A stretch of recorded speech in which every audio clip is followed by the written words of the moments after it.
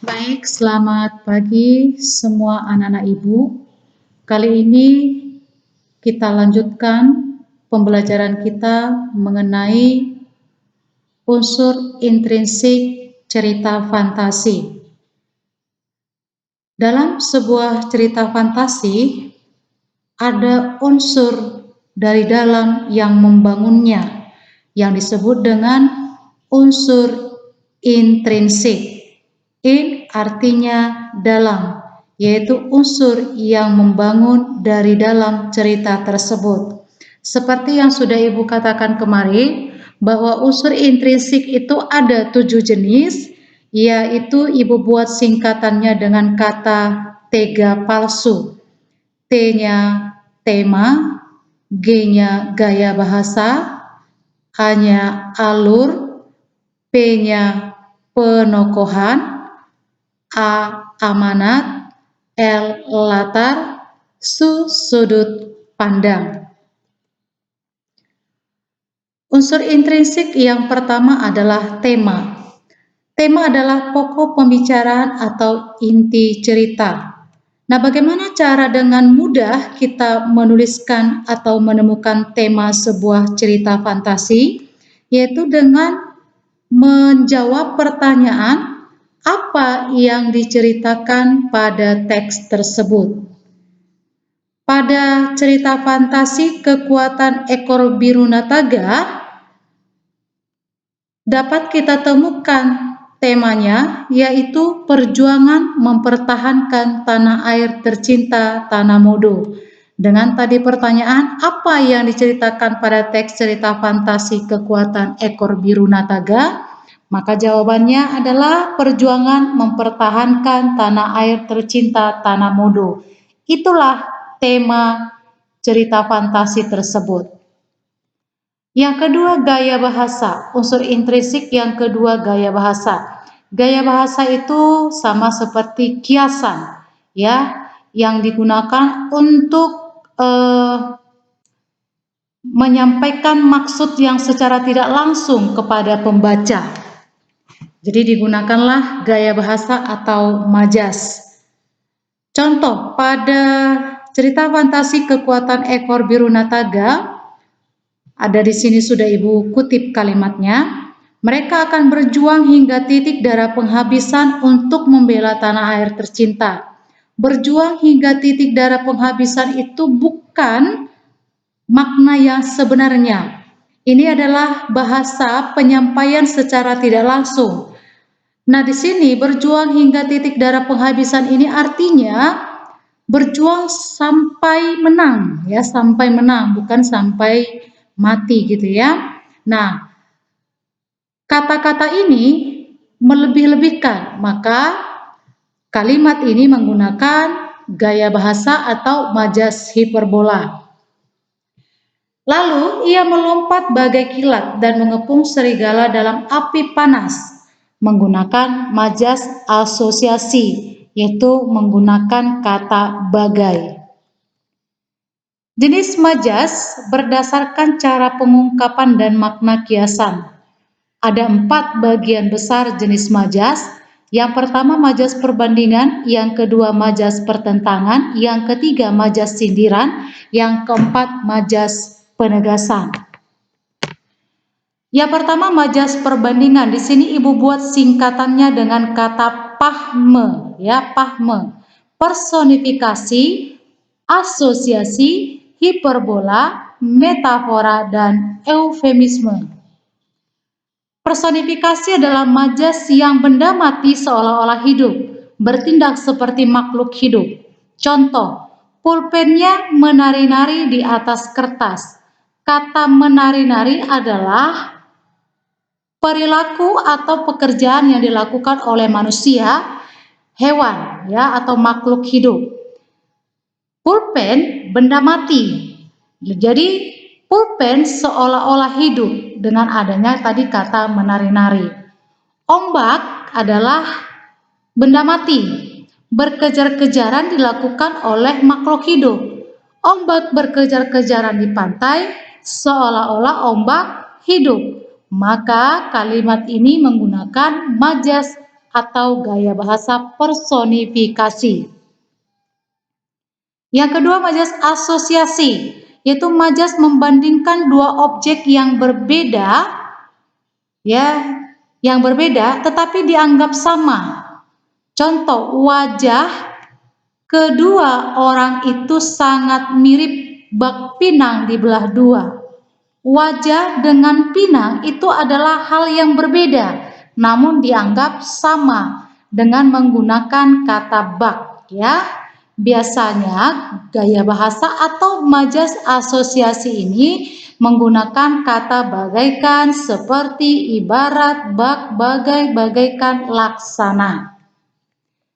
Yang ketiga, majas hiperbola.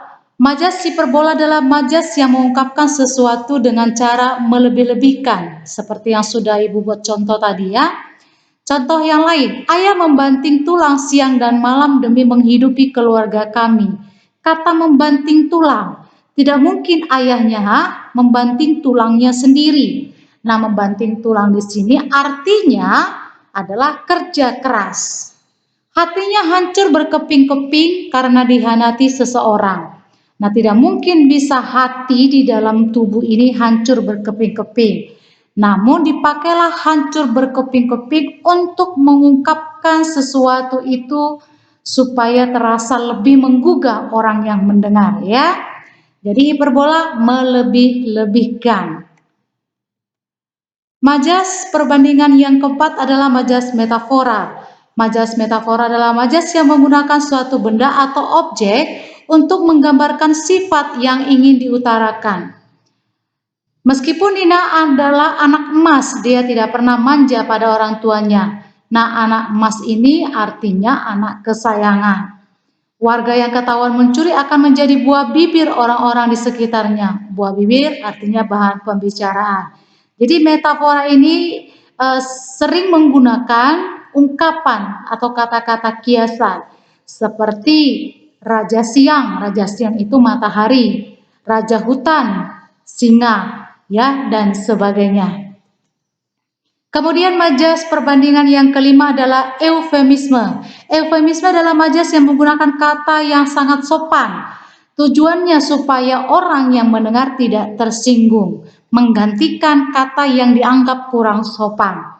Contoh, penderita difabel tetap bisa mengikuti kegiatan perkuliahan dibantu dosen khusus.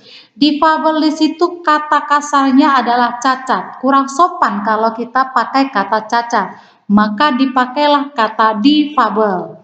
Penyandang tunarungu bisa mengakses layanan perpustakaan kampus. Tunarungu adalah kata yang lebih sopan dibandingkan kata tuli. Baik, yang kedua adalah majas pertentangan. Majas pertentangan ada hafalannya atau singkatannya Ibu buat di sini, yaitu palitoan, ya. Palitoan, paradoks, litotes, dan antitesis. Paradoks adalah majas yang mempertentangkan dengan keadaan sebenarnya, ya.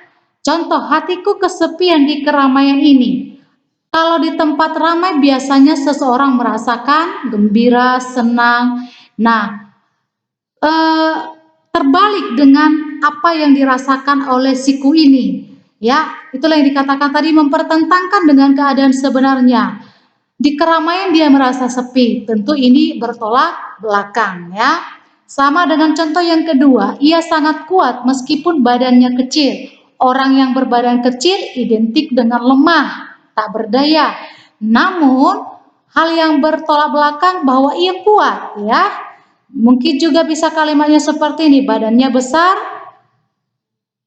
tetapi tubuhnya lemah, ya. Badannya besar tetapi ia lemah. Nah, itu juga adalah majas paradoks. Kemudian majas pertentangan yang kedua adalah litotes. Litotes adalah majas yang digunakan untuk merendahkan diri, meskipun keadaan sebenarnya lebih baik dari apa yang diungkapkan. Contoh, saya harap Anda mau mampir ke gubuk kami. Gubuk kami di sini bukan benar-benar gubuk yang terbuat dari papan, kemudian atap rumbia. Nah, ini berarti rumah mewah, ya. Ini malah rumahnya mewah.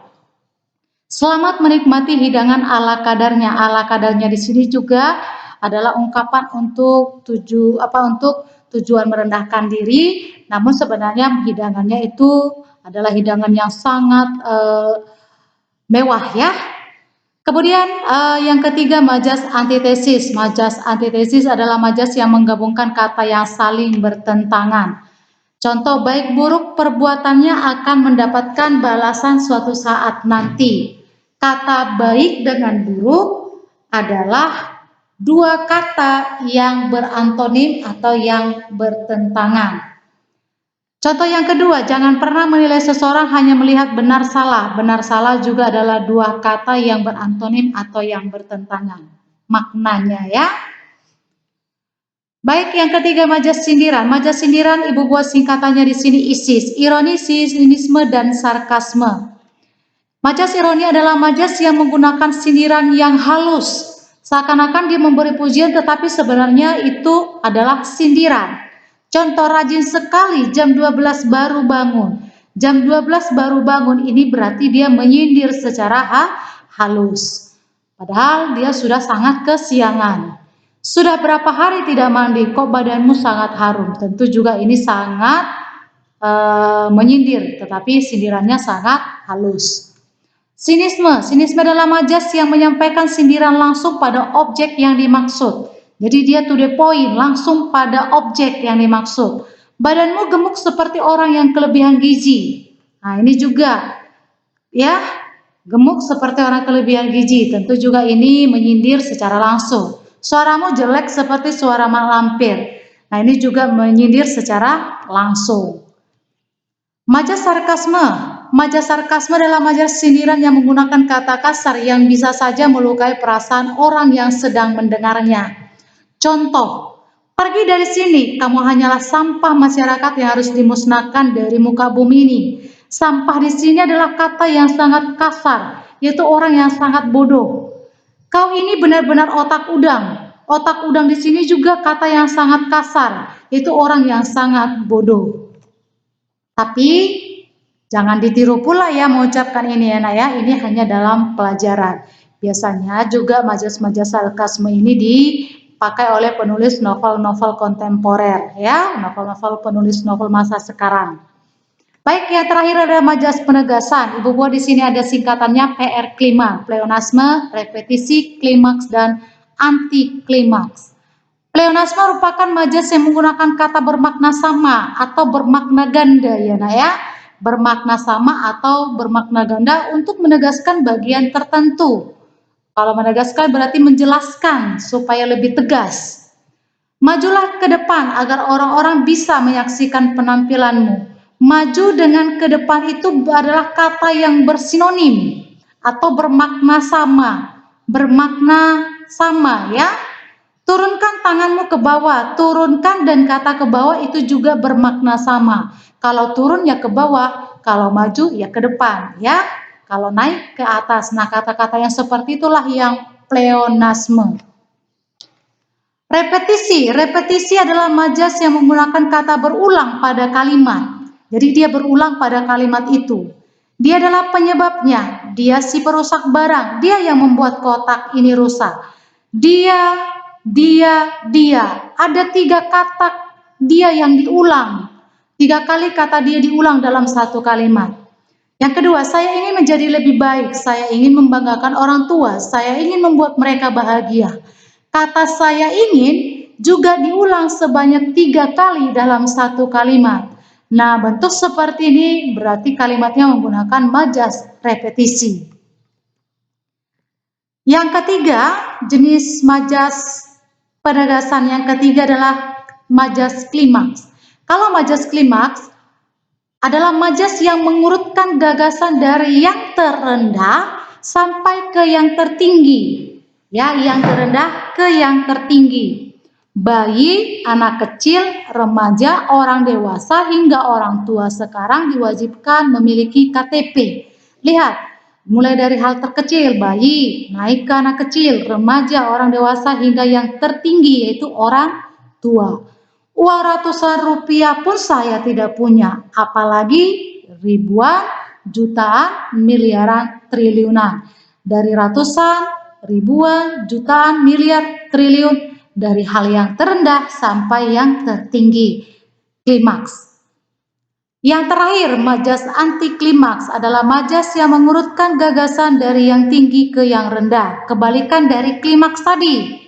Kini kekeringan melanda rata di seluruh perkotaan, pedesaan hingga pegunungan. Perkotaan tentu adalah yang lebih tinggi, pedesaan lebih tinggi dari kata perkotaan, pegunungan lebih tinggi dari pedesaan. Jangankan 1 juta rupiah, 100.000 rupiah, 10.000 rupiah, 100 rupiah pun saya tidak punya. Anti klimaks mengurutkan dari yang tinggi ke yang rendah. Baik, kita kembali ke unsur intrinsik yang ketiga, tiga palsu tadi ya. Yang ketiga adalah alur atau plot. Apa itu alur? Alur adalah rangkaian atau urutan kejadian di dalam sebuah cerita secara kronologis. Kronologis artinya berurut waktu, ya, waktunya berurut. Jenis-jenis alur secara umum ada alur maju, alur mundur, dan alur campuran. Alur maju itu menceritakan peristiwa secara berurut dari awal, tengah, sampai akhir cerita. Mundur dimulai dari sebuah penyelesaian, biasanya menggunakan setting waktu pada masa lampau, ya. Kemudian alur campuran ini sering disebut dengan alur flashback. Cerita diawali dengan sebuah klimaks. Klimaks itu artinya puncak ketegangan. Kembali ke masa lampau, ini namanya flashback. Kembali ke masa lampau. Diakhiri dengan sebuah penyelesaian atau ending cerita. Nah, unsur-unsur alur. Secara umum, alur itu terdiri dari 6 rangkaian. Dimulai dari tahap perkenalan, muncul peristiwa, muncul konflik. Konflik itu pertentangan atau permasalahan. Kemudian dilanjutkan dengan konflik memuncak atau sebuah klimaks. Kemudian konflik mereda dan diakhiri dengan penyelesaian atau ending. Baik, di sini Ibu mencoba menganalisis. Menganalisis itu artinya mengkaji alur kekuatan ekor biru nataga. Perhatikan, tahap pertama pengenalan cerita. Ibu tuliskan di sini, yang mana itu? Itu pada paragraf pertama dengan inti seluruh pasukan nataga sudah siap menunggu serangan musuh para serigala. Muncul peristiwa, pasukan siluman datang menyerang Pulau Tanamodo. Mereka dikepung pasukan nataga dengan lemparan bola api. Muncul konflik atau pertentangan. Ini masih konflik ya, masih muncul konflik atau pertentangan, yaitu pasukan serigala berhasil memadamkan bola api dari pasukan nataga. Lalu terjadi apa? Klimaks, yaitu konfliknya memuncak, ketegangannya, pertentangannya memuncak. Nataga melesatkan ekor birunya dan mengeluarkan api besar. Di sini tentu terjadi ketegangan. Dan yang kelima, konflik mereda, anti klimaks. Di sini ketegangan berarti sudah mulai mereda, sudah mulai menemukan jalan keluar. Si tokoh utama sudah menemukan solusi dari permasalahan yang dihadapi. Yaitu serigala-serigala tak berdaya menghadapi kekuatan si ekor biru. Terakhir adalah penyelesaian atau endingnya, nataga dan seluruh panglima bahagia. Nah, nanti kalau Ibu buat soal tugas, silakan kalian telaah ya ke alur cerita fantasi tersebut, buatlah seperti ini ya nak ya. Bila perlu sebutkan paragraf keberapa tahap pengenalan, tahap muncul peristiwa, muncul konflik, konflik memuncak, konflik mereda, penyelesaian di paragraf keberapa gitu ya. Kemudian unsur intrinsik yang keempat, penokohan atau perwatakan. Penokohan adalah penggambaran karakter di dalam cerita. Nah, jenis penokohan secara umum ada tokoh utama dan tokoh tambahan, tokoh protagonis dan antagonis. Kalau tokoh utama berarti dia pemeran utama. Dari awal cerita sampai akhir cerita dia ada. Sedangkan tokoh tambahan ini adalah tokoh pendukung, tidak di sepanjang cerita dia ada. Ya, biasanya tokoh tambahan ini diperankan oleh pembantu, supir, ya, dan sebagainya. Tokoh protagonis adalah tokoh yang secara umum memiliki sifat baik, sedangkan tokoh antagonis adalah tokoh yang identik dengan sifat jahat. Yang kelima, amanat. Unsur intrinsik yang kelima, amanat. Amanat adalah pesan moral atau nasihat yang disampaikan oleh penulis kepada pembaca atau pendengar. Contoh, jadilah pemimpin yang bertanggung jawab, melindungi, dan pemberani. Nah, contoh amanat yang pertama ini ibu simpulkan dari karakter atau watak Sinataga. Jadi dengarkan ya anak ya, untuk menuliskan amanat itu kita boleh menyimpulkan dari karakter atau sifat masing-masing tokoh, terutama tokoh utama. Nah, Nataga adalah tokoh utama. Di sana dia bersifat bertanggung jawab, melindungi, dan pemberani. Maka kita tuliskanlah pesan atau amanatnya, jadilah pemimpin yang bertanggung jawab, melindungi, dan pemberani. Kemudian dari para serigala yang hendak merebut tanah Modo dari seluruh pasukan Nataga, hindarilah sikap serakah atau sikap merebut hak milik orang lain. Ya, dari sikap para serigala yang merebut hak milik orang lain ya. Kemudian yang keenam adalah latar atau setting. Latar adalah tempat, waktu, dan suasana kejadian di dalam cerita. Latar dibagi 3 sesuai dengan definisinya. Latar dibagi 3, latar tempat, waktu, dan suasana. Nah, di sini juga Ibu sudah tuliskan latar tempat cerita fantasi kekuatan ekor biru Nataga adalah di Tanah Modo, di Pulau Tanah Modo ya. Ini Ibu kutip kalimatnya. Hari ini sejarah besar Tanah Modo akan terukir di hati seluruh binatang. Kemudian latar waktunya pagi hari, Ibu kutip kalimatnya, mulai terlihat bayangan serigala-serigala yang hendak keluar dari kabut. Nah, sebenarnya itu tidak ada ditulis pagi hari, namun Ibu simpulkan kabut. Kabut itu biasanya muncul pada pagi hari ya. Kemudian latar suasana menegangkan. Pasukan terdepan dari binatang-binatang hutan segera mengepung para serigala dengan lemparan bola api. Nah, di sini terjadi peperangan. Peperangan itu biasanya menggambarkan suasana tegang, menegangkan. Dan yang terakhir adalah sudut pandang. Unsur intrinsik yang terakhir adalah sudut pandang. Sudut pandang adalah arah pandang penulis dalam menyampaikan sebuah cerita sehingga cerita tersebut lebih hidup dan tersampaikan dengan baik kepada pembaca atau pendengarnya. Sudut pandang dibagi dua, ada sudut pandang orang pertama dan sudut pandang orang ketiga. Kalau sudut pandang orang pertama itu penulis seakan-akan salah satu tokoh di dalam cerita atau seolah-olah cerita itu adalah kisahnya sendiri, cerita tentang dirinya sendiri. Ya seolah-olah ya Nak ya, belum tentu 100%. Meskipun memang pada kenyataannya seringkali sebuah cerita, sebuah novel, cerpen, roman, film itu diangkat dari kisah hidup si pengarang, si penulis.